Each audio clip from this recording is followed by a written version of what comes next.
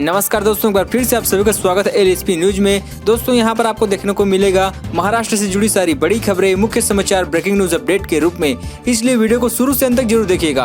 दोस्तों वीडियो को प्यारा सा लाइक और चैनल को सब्सक्राइब जरूर कर लीजिएगा ताकि आपको महाराष्ट्र से जुड़ी सारी बड़ी खबरें मिलते रहे। चलिए दोस्तों टाइम वेस्ट न करते आगे बढ़ते हैं खबर की ओर। 4 चरणों में हटेगा लॉकडाउन। पहले चरण में सिर्फ दुकान खुलेगी, आखिरी चरण में लोकल लीचियां। दरअसल आपको बता दें, राज्य में कोरोना संक्रमण कम होने की वजह से अब सरकार लॉकडाउन कब हटाने वाली है, इस पर सबकी नजर टिकी हुई है। लेकिन इससे पहले अनुभव को ध्यान में रखते हुए एक बात तो तय है कि ठाकरे सरकार इस बार कोई जल्दबाजी नहीं करने जा रही है। यही वजह है कि राज्य में लॉकडाउन एक झटके में हटने की बजाय 4 चरणों में हटाई जाने की संभावना जताई जा रही है। सूत्रों के हवाले से खबर मिली कि ठाकरे सरकार 1 जून से लॉकडाउन हटाने की शुरुआत कर देगी।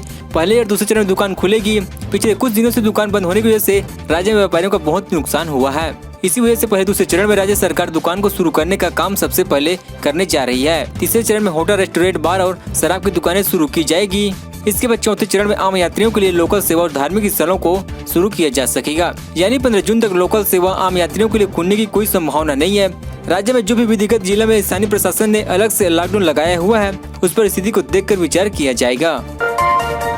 एसबीआई ग्राहक के लिए बड़ी खबर। इस बैंक खाते पर 1 जुलाई से लागू होकर नए सर्विस चार्जेस। फटाफट करे चेक। जी हां, दरअसल आपको बता दें, देश का सबसे बड़ा सरकारी bank state bank of India basic बचत बैंक खाता जमा चलाता है। अब बैंक ने बड़ा फैसला लेते हुए इसके चार्जेस में बदलाव किया है। फाइनेंशियल एक्सप्रेस के मुताबिक नए charge ATM, withdrawal, chequebook transfer, दूसरे गैर वित्तीय ट्रांजैक्शन पर लागू होगी।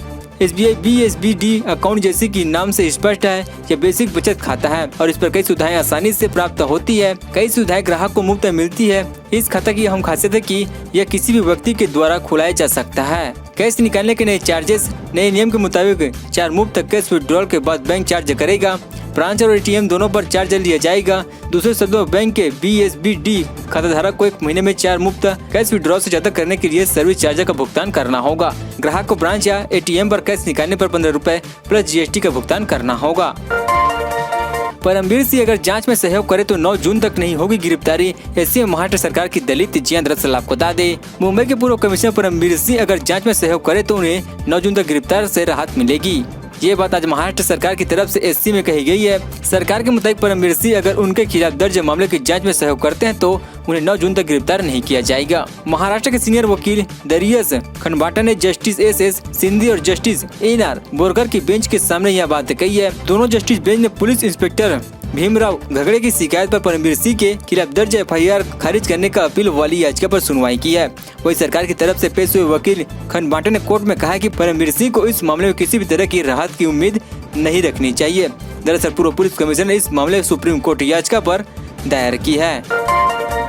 मुंबई 3 बड़े कोविड केयर सेंटर बंद हुई। नई मरीजों की भर्ती BMC। जी हां, दरअसल आपको बता दें, बृहन मुंबई महानगर पालिका ने शहर के 3 बड़े कोविड-19 केयर सेंटर में मानसून से पहले मरम्मत समेत कार्य की वजह से 1 जून तक के लिए नए मरीजों की भर्ती बंद कर दी है। BMC ने सोमवार को यह जानकारी दी है। BKC के कोविड-19 केंद्र के DN डॉक्टर राजेश डरे ने बताया कि इन केंद्रों में इलाज करा रहे ज्यादातर मरीजों को ताउते चक्रवात से पहले अन्य अस्पतालों में भेज दिया गया था। ये केंद्र बांद्रा कुर्ला कॉम्प्लेक्स, दरिया और मुरुगुंडा में स्थित है। उन्होंने कहा कि 1 जून तक के लिए इन तीनों कोविड केयर सेंटर में नए मरीजों की भर्ती रोक दी गई है। डेरे ने बताया कि पिछले 1 हफ्ते से यह सही ढांचा काम कर रहा है और ऐसे मानसून मौसम से निपटने और अन्य जरूरी कार्यों के मद्देनजर यह मरम्मत कार्य होना है।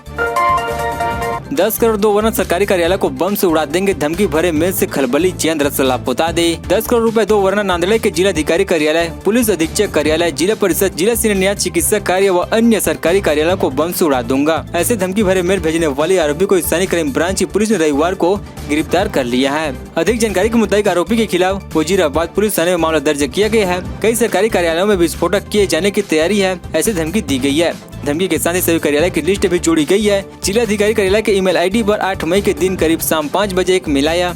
इसमें भी लिखा गया था कि 10 करोड़ रुपए 2 वरना जिलाधिकारी कार्यालय, पुलिस अधीक्षक कार्यालय सहित अन्य महत्वपूर्ण कार्यालय और संपूर्ण नांदेड़ शहर को बम से उड़ा देंगे। दोस्तों अभी तक हमारे चैनल को सब्सक्राइब जरूर कर लीजिएगा ताकि आपको महाराष्ट्र से जुड़ी सारी बड़ी खबरें इसी तरह से मिलते रहे। राजभवन में भूतों का बसेरा, शांति यज्ञ करवाना जरूरी। आज के समय में सीधा राज्यपाल पर हमला। जी दरअसल आपको बता दे, महाराष्ट्र के मंत्रिमंडल के विधानसभा परिषद में 12 सदस्यों को मनोनीत करने की सिफारिश की। इस सिफारिश को 6 महीने बीत गए, राज्यपाल ने कोई निर्णय नहीं लिया है। जब RTI के तहत राज्यपाल सचिवालय से जानकारी मांगी गई तो राजभवन से जवाब आया कि ऐसी कोई सिफारिश की गई नामों की सूची उपलब्ध नहीं है। इस पर मुंबई हाईकोर्ट ने सवाल पूछा है। शिवसेना के मुखपत्र सामना राज्यपाल से सवालों की झड़ियां लगा दी गई है। शिवसेना राज्यपाल भगत सिंह किशोरी केंद्र की मोदी सरकार और प्रदेश भाजपा पर कटाक्ष करते हुए लिखा है कि क्या महाराष्ट्र का राजभवन गतिशील प्रशासन की व्याख्या में नहीं आता। वर्तमान समय पश्चिम बंगाल महाराष्ट्र के राज्यपाल कुछ ज्यादा ही चर्चे में रहते हैं। पश्चिम बंगाल के राज्यपाल जगदीप धनखड़ कुछ ज्यादा ही तेज तो महाराष्ट्र के राज्यपाल भगत सिंह किशोरी की गति कुछ मामलों में धीमी पड़ गई है। यह आलोचना न होकर वास्तविक है। भारतीय जनता पार्टी के महामंडलेश्वर को इस वास्तविकता को समझ लेना चाहिए। महाराष्ट्र भाजयुमो का पदाधिकारी गिरफ्तार, शरद पवार के खिलाफ अपमानजनक टिप्पणी का आरोप। जी हां, दरअसल आपको बता दें, मुंबई पुलिस ने एनसीपी प्रमुख शरद पवार और उनके पोते विधायक रोहित पवार के खिलाफ ट्वीट पर अपमानजनक ट्वीट करने के आरोप में भारतीय जनता युवा मोर्चा की महाराष्ट्र इकाई के सचिव को गिरफ्तार कर लिया गया है। एक अधिकारी ने रविवार को यह जानकारी दी है। उन्होंने कहा कि आरोपी प्रदीप वाकड़े को शनिवार को पुणे में उनके घर से गिरफ्तार कर लिया गया है। मुंबई पुलिस ने साइबर प्रकोष्ठ ने बांद्रा में रहने वाले राकाप्पा के एक पदाधिकारी की शिकायत पर उसे गिरफ्तार किया गया है। अधिकारी ने कहा कि उसके खिलाफ भारतीय दंड संहिता की धारा 295A और 500 समेत विभिन्न धाराओं और ID अधिनियम के तहत मामला दर्ज किया गया है। दूसरी तरफ महाराष्ट्र की कांग्रेस इकाई और एनसीपी ने प्रधानमंत्री नरेंद्र मोदी नीति केंद्र सरकार की दूसरी बार सत्ता में आने के 26 मई को 2 साल पूरे होने के अवसर पर राजन सरकार की आलोचना की है। महाराष्ट्र कांग्रेस के वरिष्ठ नेता अनंत गाडगिल ने कहा कि जिस गुजरात मॉडल के शासन के बारे में जनता को बता नरेंद्र मोदी 2014 में सत्ता में आए थे, उसकी पोल महामारी के बीच खुल गई है। लगातार कम होते कोरोना के मामले बने महाराष्ट्र के लिए राहत नए केस 26,672 नए केस। जी हां, दरअसल आपको बता दें, अब लगभग स्पष्ट होता जा रहा है कि महाराष्ट्र में दूसरी लहर अब लगातार उतरती जा रही है।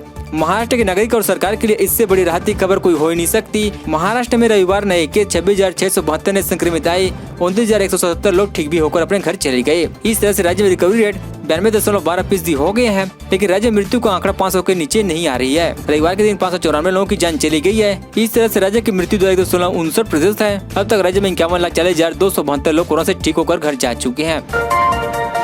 कोविड-19 की तीसरी लहर से छोटे बच्चे को कैसे बचाए, सीएम उद्धव ठाकरे ने टास्क फोर्स के साथ की है बैठक। जी हां, दरअसल आपको बता दें, कोविड-19 वायरस की तीसरी लहर से छोटे बच्चे को कैसे बचाया जाए, इस सवाल को केंद्र में रखते हुए महाराष्ट्र में मुख्यमंत्री ने रविवार को राज्य के टास्क फोर्स से संवाद साधा है। टेलीकॉन्फ्रेंसिंग के माध्यम से साधे गए इस संवाद में बाल रोग विशेषज्ञ और डॉक्टर की टीम से बात करते हुए सीएम ने कहा कि कोविड-19 की पहली लहर वरिष्ठ नागरिकों पर आई, दूसरी लहर पर हमारा अनुभव यह रहा कि युवाओं और मध्य उम्र के नागरिकों पर अपना असर डाला है और उस पर तीसरी लहर का असर होने की संभावना जताई जा रही है। इस पर खास तौर से बोलते हुए मुख्यमंत्री ने कहा कि कोरोना के खिलाफ लड़ाई की सबसे ज्यादा तैयारी महाराष्ट्र ने की है। तीसरी लहर में बच्चों पर होने वाली असर की संभावना को ध्यान में रखते हुए राज्य सरकार ने बाल रोग विशेषज्ञ की टास्क फोर्स तैयार की है। डॉक्टर सुहास प्रभु इसके अध्यक्ष है, डॉक्टर विजय येलो, डॉक्टर परमल आदंकर जैसे विशेषज्ञ इसके सदस्य हैं।